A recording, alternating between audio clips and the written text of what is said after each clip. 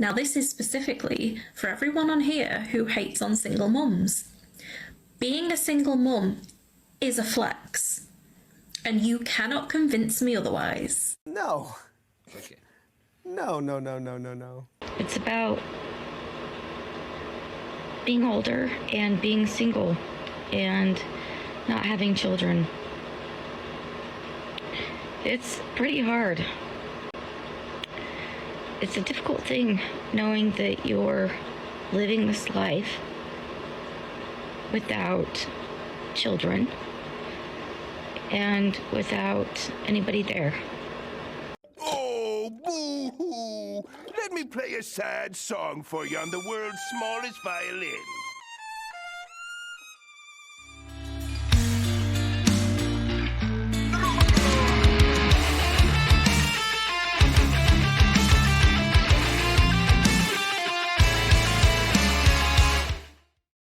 Ladies and gentlemen, welcome back to the content you love to hate. On this episode, we have single mothers and women above 30 and 40 being unable to date. And as the pandemic of single women continues, I gotta ask you guys, are you drizzling out there? Don't settle for these 40-year-old dusties and keep increasing your standards. Now, without further ado, let's get started with the video. Hi, I'm 40 and I'm newly single. I live in Vancouver. Long story short to this question is I have not given up on love, but I have given up on online dating. If you're a woman living in Vancouver, you know what I'm talking about. I was just finding that the men on these dating apps in my age group were just not ticking my boxes. And by ticking my boxes, I'm talking about not just like, am I physically attracted to them? Are they physically attracted to me? It means, are we aligned career-wise, family-wise, culturally? How far away do they live from me? I know in Vancouver, you could live like an hour, almost an hour and a half away from somebody, but still call it Vancouver. And when you think you found someone that ticks the boxes, the conversation is so low effort and is so dry. And I did go on some dates where I just didn't feel a connection or they lied about their profile. And it was just draining me. Like, it was draining for my self-esteem. It was draining on my time. It was just very draining. Honestly, Vancouver's the worst for dating. Like, the men here versus the women in the city. This city is full of gorgeous, successful, beautiful women. And I'm gonna get so much hate for this, but I feel like the women in Vancouver are doing charity work. Yeah, so recently, maybe you found these comments by women saying, do men even like women anymore? You criticize us all the time. You have problems with us. You don't like the things we do. You don't like our past or anything. Do men like women anymore? I'm going to reverse that question to you. Do women like men anymore? Because every time I hear a woman talk about men, she always says how they are low tier, they are bad, they're not attractive enough, they're not tall enough, they don't make enough money, you know. And when they talk about women, notice what she said. They are awesome, they are just astonishing, gorgeous, beautiful, they can manage themselves, they are amazing and all that. Do women like men anymore? If women are so amazing, stay single and be magnificent on your own, or go date women. If they're that gorgeous, go date women so you can help increase the divorce rates between lesbian couples. But stop. If you don't like men, we're okay with it. We're not gonna fight over you, because it turns out, in our eyes, you're really not worth fighting for. Child-free women over 40. Question. Do you regret, like truthfully, do you regret your child-free by choice decision? I'm asking you, like, honestly and openly, because that's what misogynistic men say to child-free by choice women. Wait till you're 40, wait till you're 50. Like some mystic Meg, they apparently can see into the future of child-free by choice women. And even though the stats actually have proven, stats, this is not opinion, this is fact, there we go that again. Child-free by choice unmarried women are the happiest subgroup of people in the population, they still don't want to believe it. So let's actually ask child-free by choice women, do they truly regret their decision? And let's see and go from there. Stitch this or leave a comment below. Yeah, guys, you know what? Let's have a look. So I just watched a TikTok post of a woman who said everything that I'm thinking, but I've never shared. And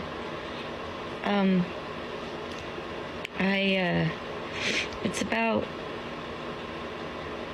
being older and being single and not having children.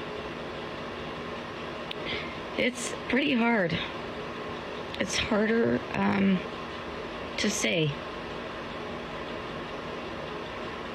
And I never speak out about it. It's a difficult thing knowing that you're living this life without children and without anybody there. I'm single. Dating has been tough, and being in a relationship is extinct.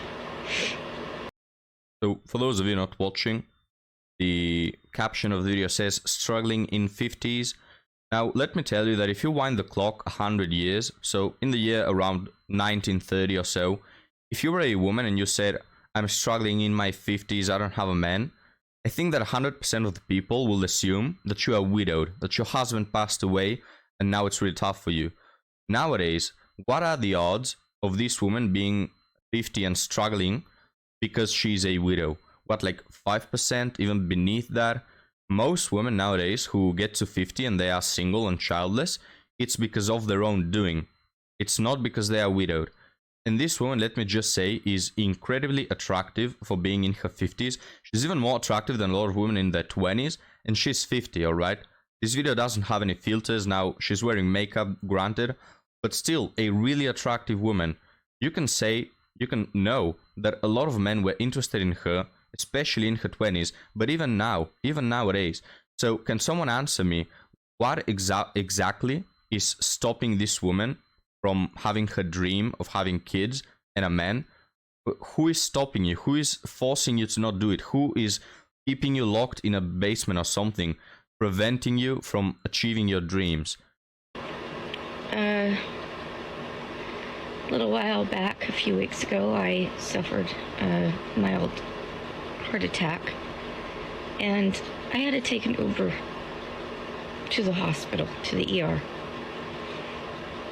And being a nurse, I had a feeling it was a heart attack, and it was the worst feeling in the world, sitting there on the curb waiting for an Uber to come and pick me up. I didn't think I was going to make it, and it was just disheartening to not have anybody there but an Uber driver to take me to the ER.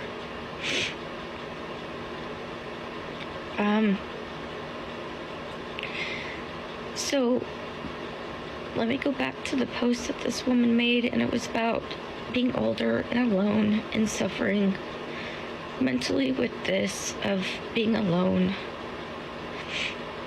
not having children, and just the woes of it all. It's like, I go to work, I do what I have to do to survive, and it's a struggle just to wake up every day knowing I'm going to work just to pay my bills.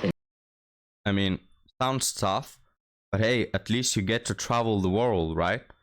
At least you get to, I don't know, change careers, and you get to climb the corporate ladder, and you don't have to worry about stupid kids and their demands and all that patriarchal system, right? And to put up with the demands of men. I mean, yes, it sounds tough to pass away alone and nobody to care for you, but you get, think about the positives, right? Because every time we men tell women, hey, maybe you should focus more on the traditional way of living, on the way it's been working for thousands of years. Maybe you should think about other people. Maybe you should build a family. They suddenly start talking about how that will prevent them from traveling the world like they're Vasco da Gama, things like this, you know? So, hey, madam, think about that. And you know, a lot of women will say, ah, this woman doesn't represent us. I really am happy living in my 30s, going to Starbucks with my coffee. I'm really happy with that lifestyle. There comes a turning point for the vast majority of these women, above 90%, I would say. They all come to this. It's just a matter of time, because it's in our nature to want a family and to want these things. Let me just ask you one question that will give you some food for thought. Does this woman regret her life and regret the feminist propaganda that she's been indoctrinated into? Or does she regret the consequences of that life? If she could go back, will she change her behavior? Will she go for a different type of men? Or will she go for all the same and end up at the same point? Now, this is specifically for everyone on here who hates on single mums. Being a single mum is a flex, and you cannot convince me otherwise. It is hard enough being a parent when the two of you are together and living in the same household. Until you have done it on your own, you have no idea how hard it is. No, I am absolutely not complaining. I wouldn't change it for the world. What I really want to do is get rid of this stigma that single mothers have, that they're a failure, that they're a red flag, because they're not with the baby daddy anymore. When in actual fact, it's the complete opposite, because she's brave enough to do it all by herself. And that goes for single dads too. I could have stayed in my marriage, but where would I be now? Still crying myself to sleep every night. And as my daughter's getting older and older, she's paying more attention to the way her dad is treating me. And before anyone says, well, maybe you should have picked a better partner in the beginning, they're never like that in the beginning. To all my other mummies out there, single or not, I see you. You are doing an amazing job. Yeah, so what this woman says is the equivalent of a junkie that has issues with his whole family, is broke from gambling all his money away and being addicted to some substances, doesn't have friends, lives under a bridge, telling you, well, I'm the real hero. I could be living an easy life if I manage my finances correctly and I make the right choices, but here I am, playing life on hard mode. I am the true hero. Yeah, right. Also, stigmas are a good thing and exist for a reason. Now, yes, granted, there are men that do a 180 after they get married or they become addicted to drinking, they become bad influences for the children. Yes, there are cases like this. But in most of the cases, it's the woman divorcing for whatever bullcrap reasons or straight up having children with the guys who are a massive red flag. And this is why the stigma exists, and it's a good stigma. But ladies and gentlemen, thank you for watching. Lately, the views on my videos have been way down than usual. And other than the fact that I suck, I attribute it to that the algorithm is quite harsh lately on this channel.